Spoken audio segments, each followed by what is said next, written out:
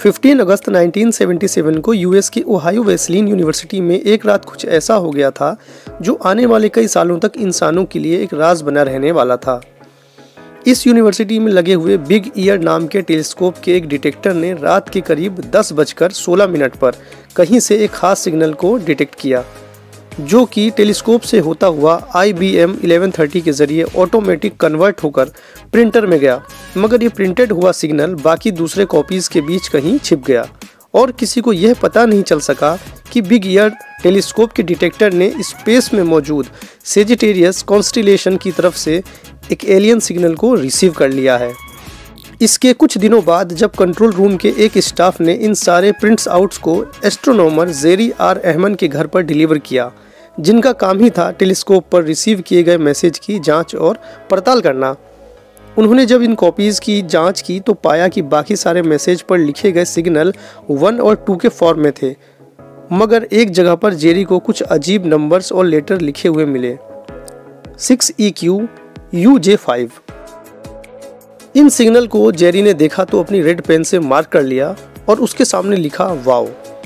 इसी वजह से बाद में इस सिग्नल को वाओ सिग्नल के नाम से जाना गया।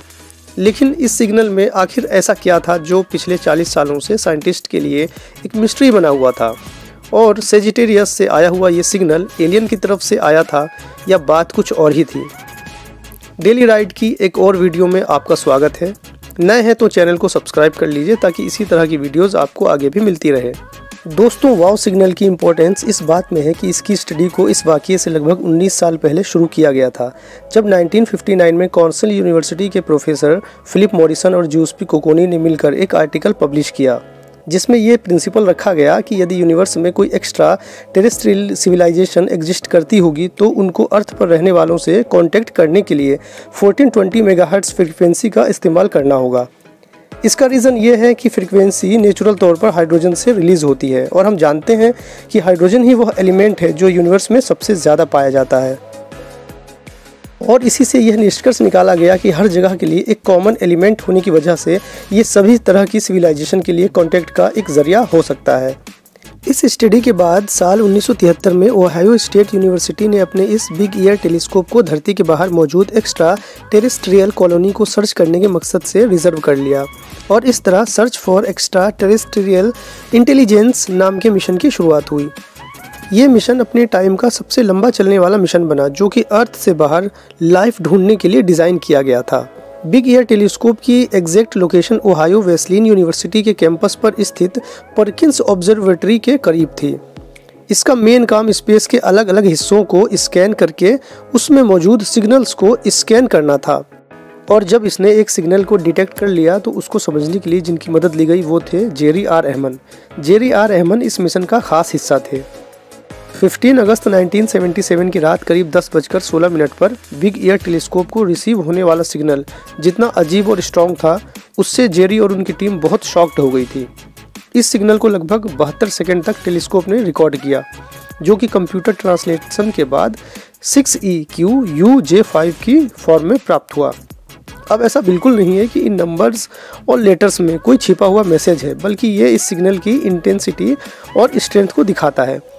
इस वाव सिग्नल में टोटल 6 कैरेक्टर हैं, जो कि अगर ध्यान दें तो प्रत्येक नंबर 12 सेकंड के टाइम को शो करता है। यानी अगर 12 सेकंड तक टेलीस्कोप सिग्नल को डिटेक्ट करेगा और फिर कंप्यूटर में रिकॉर्ड करेगा और फिर अगले 12 सेकंड को रिकॉर्ड करने लग जाएगा। यानी देखा जाए तो वाव सिग्नल में टोटल 6 कैरेक्टर 12 सेकंड तक सिग्नल डिटेक्ट करेंगे, तो इसका मतलब है वाव सिग्नल 72 सेकंड तक टेलीस्कोप पर रिसीव होता रहा। यहाँ एक और चीज़ ध्यान देने वाली जो है वो ये है कि जब इस टेलीस्कोप को कोई सिग्नल रिसीव नहीं होता तो वह 0 की वैल्यू ही रिकॉर्ड करता है। सबसे छोटा सिग्नल 1 है और इसके आगे जैसे जैसे नंबर्स बढ़ते जाते हैं तो इसका मतलब है सिग्नल की इंटेंसिटी और स्ट्रेंथ बढ़ रही है। जनरली बिग ईयर टेलीस्कोप में ज़्यादातर 1 से लेकर 4 के सिग्नल रिसीव होते थे, लेकिन वाव सिग्नल की शुरुआत ही 6 से हुई थी। और यदि वैल्यू का सिग्नल 9 से बड़ा हो जाता है तो वह अल्फ़ाबेट में ऑटोमेटिक कन्वर्ट हो जाता है। जैसे कि यहाँ देखें, 10 का मतलब है A, 11 का मतलब है B और 12 का मतलब हुआ C। और इस सीरीज में यह आगे इसी तरह बढ़ता जाएगा। वाव सिग्नल का सेकंड कैरेक्टर टेलीस्कोप ने E में ट्रांसलेट किया था, जिसका मतलब होता है 14। यानी कि जहां पहले 12 सेकंड में सिग्नल की इंटेंसिटी 6 थी, वहीं अगले 12 सेकेंड में इंटेंसिटी बढ़कर 14 हो गई। तीसरा Q है जिसकी वैल्यू 26 है। इस सिग्नल की जो सबसे बड़ी वैल्यू थी वो थी 30, जिसे कंप्यूटर ने U में कन्वर्ट किया। लास्ट के 2 डिजिट में इसकी वैल्यू पहले J यानी 20 हुई और फिर बाद में 5। इस वाव सिग्नल की जो खास बात है वो ये है कि यह सिर्फ 1420 मेगाहर्ट्ज़ तक की फ्रीक्वेंसी के चैनल पर ही सुना गया, जो कि नेचुरल तौर पर हाइड्रोजन के एलिमेंट से निकलती है। इसीलिए एस्ट्रोनॉमर्स और कई दूसरे साइंटिस्ट का दावा है कि ये सिग्नल यूनिवर्स में मौजूद किसी ऐसी सिविलाइजेशन ने भेजा है जो कि हमारी ही तरह इंटेलिजेंट है। अब यहाँ आपके दिमाग में एक सवाल उठ रहा होगा कि यूनिवर्स में इतने सारे प्लैनेट्स, सैटेलाइट्स और गैलेक्सीज़ हैं, तो हो सकता है कि ये सिग्नल रैंडमली कहीं से रिलीज़ हुआ हो और फिर इसको एलियन से जोड़कर ही क्यों देखा जा रहा है। Actually 1420 megahertz frequency hydrogen line की होती है, जो कि यूनिवर्स का सबसे कॉमन एलिमेंट होता है। साइंटिस्ट का मानना है कि अगर कोई दूसरी सिविलाइजेशन अर्थ से कम्युनिकेट करना चाहेगी तो वह एक ऐसी यूनिवर्सल और सबको समझ में आने वाली फ्रीक्वेंसी का यूज़ करेगी जिसे हर एडवांस स्पीशीज़ समझ सके। दूसरा ये कि अगर इस वाव सिग्नल की स्ट्रेंथ का लाइन चार्ट अगर बनाया जाए तो ये बहुत अनोखा दिखता है। यह सिग्नल 30 की वैल्यू तक गया और फिर धीरे धीरे फ्रेड होता गया, और इस तरह के सिग्नल तभी जनरेट होते हैं जब कोई जानबूझकर इन्हें भेजना चाहे। इस वाव सिग्नल को एलियन से जोड़ने की एक वजह यह भी है कि स्पेस में कॉस्मिक इवेंट्स से सिग्नल बनते ज़रूर हैं, लेकिन वे इस तरह के पैटर्न के नहीं होते, यानी धीरे धीरे आगे बढ़कर फिर धीरे धीरे ख़त्म हो जाते हैं। दूसरा ये कि ये सिग्नल एक ही बार आकर नहीं रुकते, पर वाव सिग्नल की यही खास बात है जो इसे एलियन से जोड़कर दिखाती है कि इसे सिर्फ एक बार सुना गया।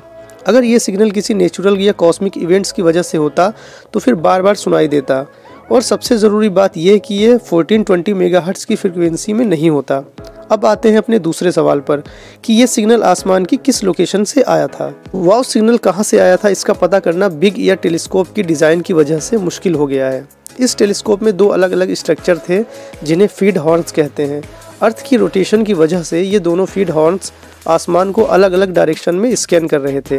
वाव सिग्नल इनमें से किसी एक फीड हॉर्न में सुना गया था जबकि दूसरे में नहीं, और डेटा को कुछ इस तरह से दिखाया गया कि इससे यह पता कर पाना मुश्किल हो गया कि ये आखिर किस फीड हॉर्न ने सुना था। और इस तरह से हमारे पास अनुमानित ये 2 लोकेशन मौजूद हैं जहां उस टाइम पर इन दोनों फीड हॉर्न की एग्जैक्ट डायरेक्शन थी, और इन्हीं दोनों लोकेशंस में से सिग्नल्स आया हो सकता है। पर यह कन्फर्म नहीं हो पाया कि सिग्नल किस लोकेशन से आया था। सिग्नल की लोकेशन सेजिटेरियस कॉन्स्टिलेशन के स्पेसिफिक एरिया में थी जो ग्लोबल क्लस्टर M55 के नज़दीक और टाउ सेजिटेरियस के पास था।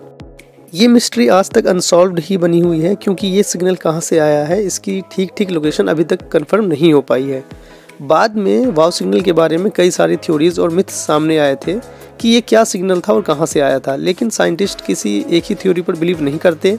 एक पॉसिबिलिटी तो ये हो सकती है कि यह एक कमज़ोर सिग्नल का ट्विंकलिंग था, बिल्कुल उसी तरह से जैसे यूनिवर्स में स्टार ट्विंकल करते हैं। लेकिन इस सिग्नल को वेरी लार्ज एरे टेलीस्कोप, जो कि बिग ईयर से ज़्यादा सेंसिटिव टेलीस्कोप है, डिटेक्ट नहीं कर सका। अगर ये किसी सिग्नल की ट्विंकलिंग की वजह से बिग ईयर टेलीस्कोप पर रिसीव हुआ होता तो फिर BLA टेलीस्कोप पर रिसीव क्यों नहीं हुआ, लिहाजा ये कॉन्सेप्ट भी गलत साबित हुआ। दूसरी थ्योरी यह थी कि ये सिग्नल अर्थ पर ही कहीं से जनरेट हुआ और स्पेस में किसी एस्टेरॉयड या स्पेस पार्टिकल से रिफ्लेक्ट होकर वापस बिग ईयर टेलीस्कोप पर रिसीव हुआ।